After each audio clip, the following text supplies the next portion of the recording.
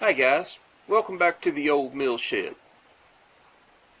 This is Old Blue, and we're going to put an auxiliary oil pressure sensor in him today.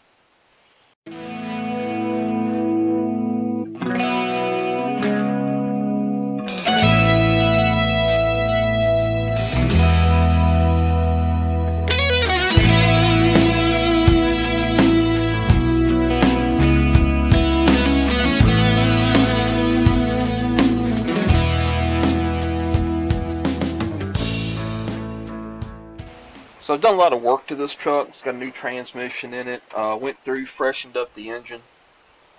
Put a new oil pump in it, different things, new steering gear. I rebuilt the rear end about 2 years ago, put a locker in it. So, you know, the truck's 32 years old, but mechanically it's actually a fairly new truck. But for some reason here lately, the oil pressure sensor just wanted to quit working. And I changed the sensor out, and that didn't help it. Got to chasing some wires, and I've got a short or something jumping. Well, I guess it'd be a short, but I got something jumping the ground somewhere. And honestly, the stock oil pressure sensors in these trucks don't read all that accurately to begin with. So what we're going to do is I'm going to leave the other sensor in there because that serves as a backup in case your fuel pump relay quits working. If you have oil pressure, it will still allow your fuel pump to work. It's just a kind of a fail-safe in there. So I want to leave that on there, but I want to put a secondary oil pressure gauge in the truck. I'm going to put it on the A-pillar, so that I have a more accurate reading of what the engine is actually doing. Now the oil pressure sensor sits way back over there next to the firewall behind your distributor. So we're going to go ahead and take this air cleaner off. Okay, let's see if I can. Okay, that little silver piece right there, this is your distributor right here. This little silver piece right there is where the sensor screws in to the back of your intake. Okay, to get the original sensor out, it takes an 1 1/16 socket. Now they do make one that is specifically made for these sensors. It's got the 1 1/16 hex right here, but it's very, very shallow, so it won't go up past the sensor. The sensor will just sit right here against this little lip in here, and then there's the clearance is much more open than on a standard socket, so the back part of that sensor can go all the way back up in here, but not interfere with your ratchet or the extension going through the hole in the back. Alright, so what we're going to do, we're going to take the distributor cap off of this. Let me unhook that from the coil.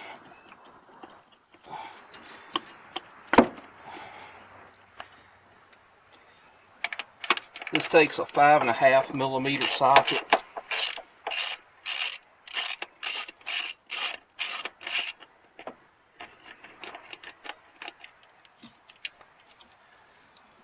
It's 2 screws that hold it on. Now, just taking the distributor cap off and not undoing the clamp that holds the distributor in should not affect your timing in any way. So you should be able to take this off, put it back on, and your timing stay where you had it. Now I'm working off of a step ladder so I can reach this thing. And one thing you got to be careful of, you're doing this, make sure you position yourself in a way that you don't accidentally rake your giblets across the fender, because that will hurt incredibly bad. Okay, so we've got the sensor out. This is it right here, and this particular one, ever since I put it in, the gauge would stay pegged over to 80, which is this engine's never produced 80 pounds of pressure for. Usually when it's cold, I'm up around 45. Well, at least by the what the gauge was, the old gauge, the old sensor was showing was about 45, so I could have been up close to 50. I have no idea. That's why we're putting this better gauge in. But to run 2 oil pressure sensors, you can do it several different ways. One way is you can leave this one in the lifter valley at the back of the intake, or you can, there is a set screw just above where your oil filter housing is, and you can take that out, put an adapter in, and run your second oil pressure sensor there. Or you can buy one of these, and I got this one off of Amazon. It was $9. And what it is this screws into the back of the intake where this would go. This screws in the back of here like this, and then your second oil pressure sensor goes right there. Now this is 1/4 inch national pipe thread, and my new sensor is 1/8 inch national pipe thread, so I had to make sure I ordered the correct adapter for that. One question that I have seen asked, especially on the GMT 400 forums, is should you use Teflon tape or not? Okay. No matter what I say here is going to be wrong to somebody. Yes and no. The pipe thread is supposed to seal itself. The tighter you run it together, the better it seals. Teflon does help that, and what it does, it lubricates the threads, helps them, to contact more, and then fills in that little gap and keeps them from leaking. You can put too much Teflon tape on there. You can put your own type of Teflon tape on there.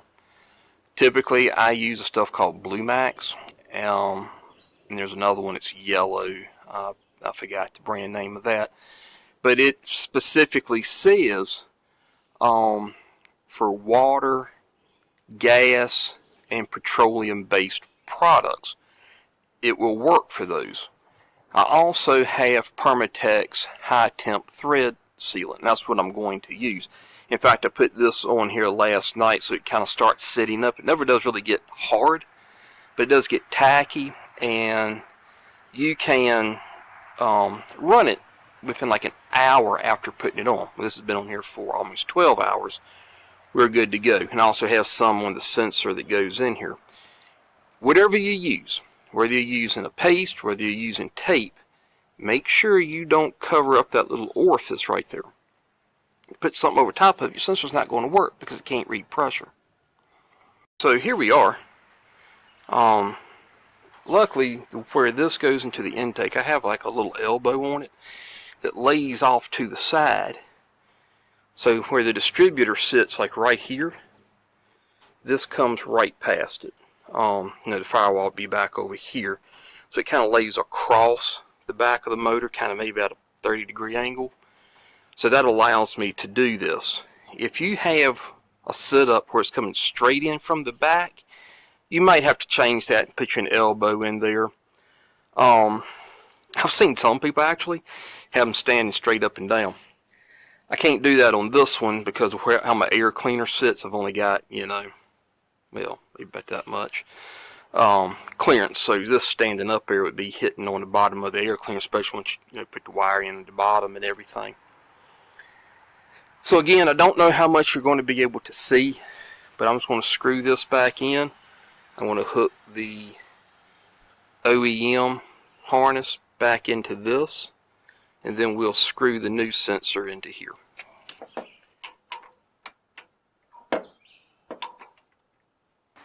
If y'all wondering why I'm sweating so bad, I just walked in the house and I looked at my weather station.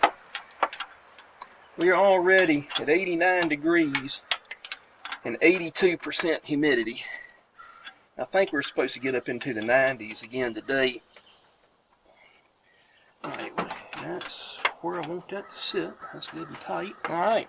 Now I've got the new oil pressure gauge where you sit it coming out here in the open. So I can just bring the wire in real easy. I can take it in and out really easy. So we're just going to hook our wires back up now. Okay, so here's the new sensor. See if it'll focus right there. It's basically, I don't know if you can see those little wires up, there's little prongs in there or not. It still has a 3 prongs just like the other one does, but it's a lot smaller sensor. I actually like this style a little bit better, and the reason I do is the profile in here lines the plug up before the prongs and the receptacles connect. So it's a lot harder to mess up the little prongs in here when you're trying to put the plug on it blindly by feel. Another good thing about the new plug is it uses a standard 3/4 inch deep well socket to put it on. You don't have to get a specialty socket to fit it. Almost clocked that around too far. Okay, so there's the sensor right there underneath that wire. Okay, so here's the wire that they give you. They really give you an ample amount. At one end of it you have this that will hook into the sensor.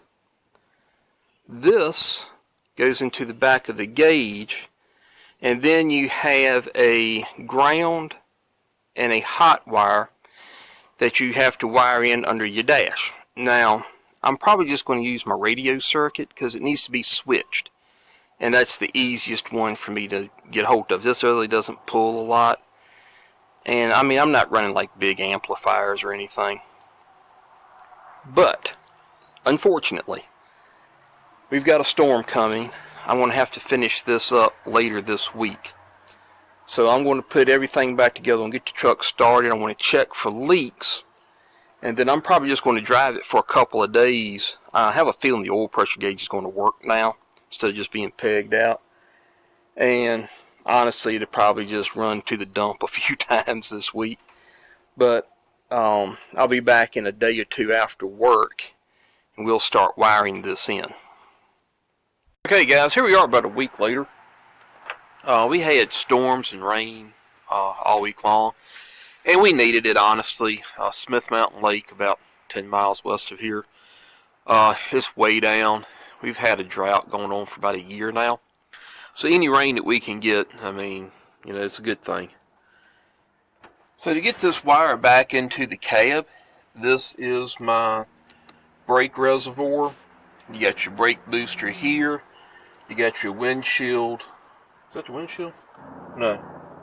Cruise control. Your cruise control module is here. We have a grommeted hole right here that I think I can get this through.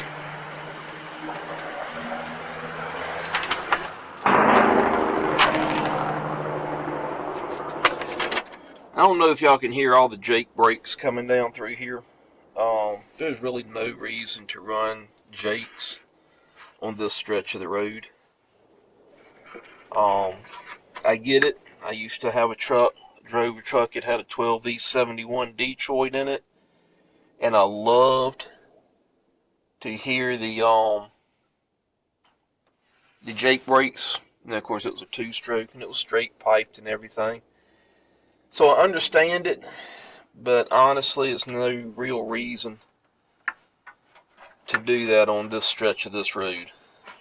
And when you're doing this, make sure that you have your battery disconnected. You don't want to accidentally cause a spark or short something out and mess your gauge up.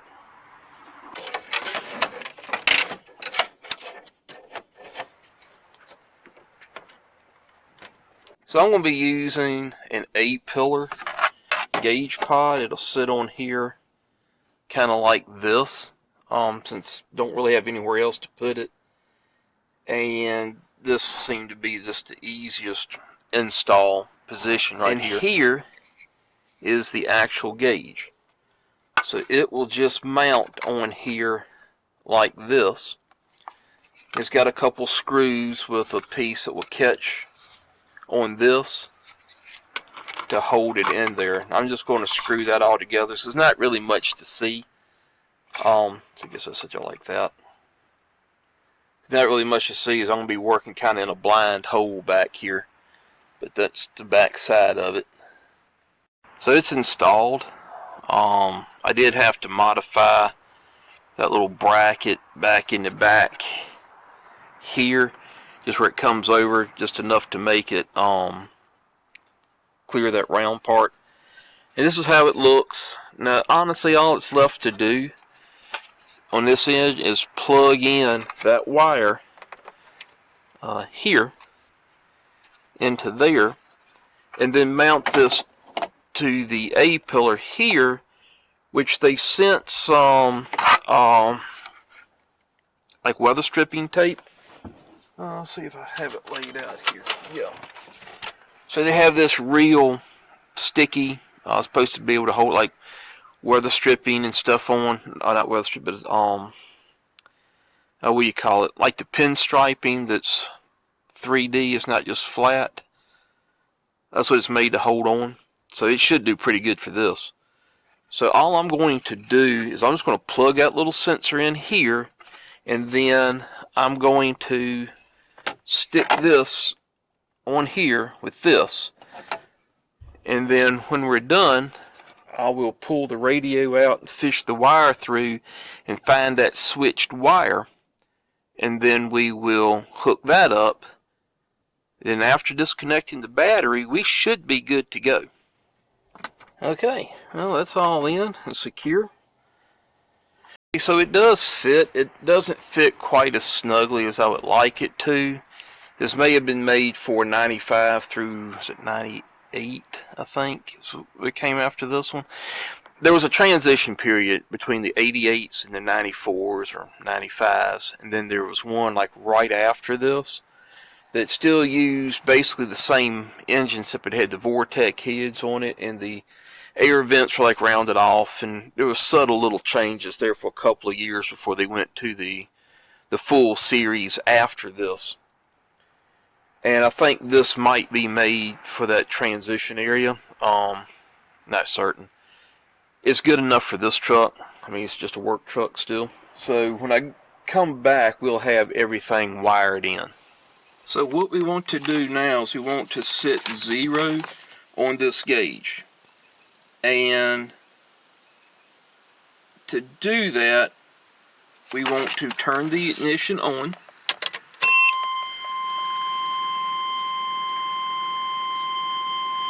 We want to hold that for 2 seconds.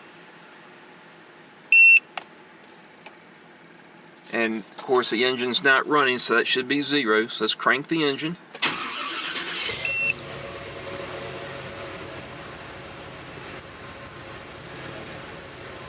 And there we go. And that's about where this engine idles. The pressure this engine idles at when it is cold.